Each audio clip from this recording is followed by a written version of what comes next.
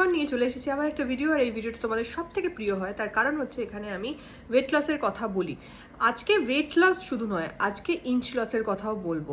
মানে আমাদের অনেক সময় মনে হয় যে, আমার ক্ষেত্রে তো এটা খুবই হয় যে একটা জাঙ্ক খাবার খেয়ে নিলাম বা এমন কিছু করে ফেললাম, পরের দিন আমার ওয়েটটা যত না গেন হচ্ছে, মানে হুট করে গেন হয়ে যায়। মানে কিরকম বলো তো, হঠাৎ 1 কিলো বেড়ে গেল। ওয়েটের সাথে সাথে তার 1 কিলো বাড়ার সাথে সাথে যেটা হয় সেটা হচ্ছে যে আমার সোয়েলিং হয়ে যায়, ফুলে যায়, বেশি মনে হয় একটু হেভি লাগছে। এবং সেটা অনেকের সাথেই হয়, আমি খুব ভালো করেই জানি।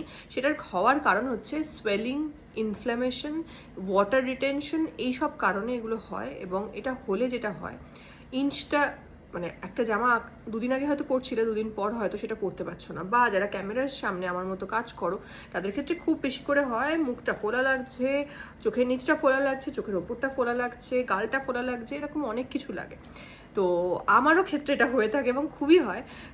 এবার এটার জন্য মানে একদিনে প্রায় 1.5 কিলো মতো কমানো বা 1 কিলো মতো কমানো, সেটা কিন্তু ফ্যাট লস নয়, সেটা হচ্ছে ওয়াটার রিটেনশন বা তোমাদের যে স্পেলিং হচ্ছে, ইনফ্ল্যামেশন হচ্ছে, সেটা কমানো। আর আমাদের খুব একজন নামী হিরোইন বিদ্যা বালানের এই ইনফ্ল্যামেশন, অ্যান্টি ইনফ্ল্যামেটরি ডায়েটের পর ইনফ্ল্যামেশন কথাটা খুব বেশি করে ফেমাস হয়েছে, বাট এটা ছিলই, বরাবরই ছিল। তো এটার জন্য কি করতে হবে, প্রথমেই সকালবেলা সোকড, রাত্রেবেলা ধনে, গোটা ধনে আর জিরে সোক করে রেখে দেবে সকালবেলা, সেটার জলটা খেয়ে নেবে 1 চামচ মতো দিয়ে। সেই সোকড ওয়াটারটা রাত্রেবেলার মানে সকালবেলা খেয়ে নেবে, নর্মাল ওয়াটার, কোনো ফোটাতে হবে না, কিছু না। এটা ধরো 250 ml মতো। তারপর যেটা করবে, তোমাদের 1 ঘন্টা বা হাফ অ্যান আওয়ার পর ব্রেকফাস্ট করে নেবে। ব্রেকফাস্টে থাকবে হচ্ছে বেসন আর তোমার হচ্ছে কোরিয়েন্ডার লিভসের একটা চিল্লা।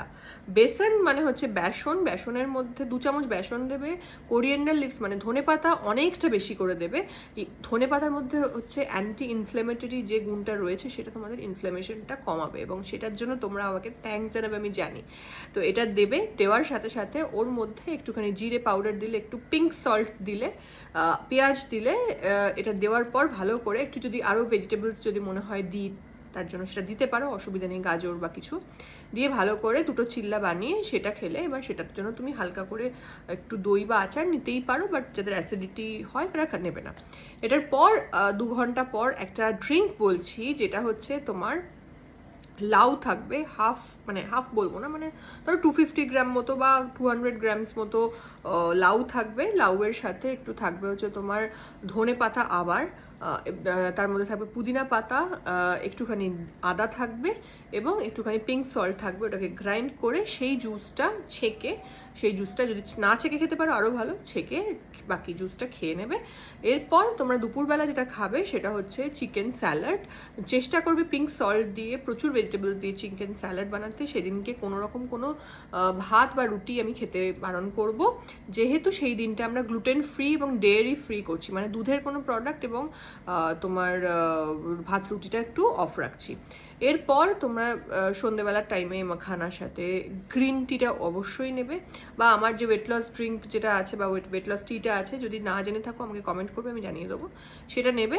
এবং তার সাথে সন্ধ্যেবেলা মানে সন্ধ্যের মধ্যে বাই 7-7:30 তোমরা আবার একটা চিকেন স্যুপ বা লকি স্যুপ, মানে লাউয়ের স্যুপ বা চিকেন স্যুপ, সেটা পিঙ্ক সল্ট দিয়ে খাবে। ওটার সাথে আর কিছু নেবে না।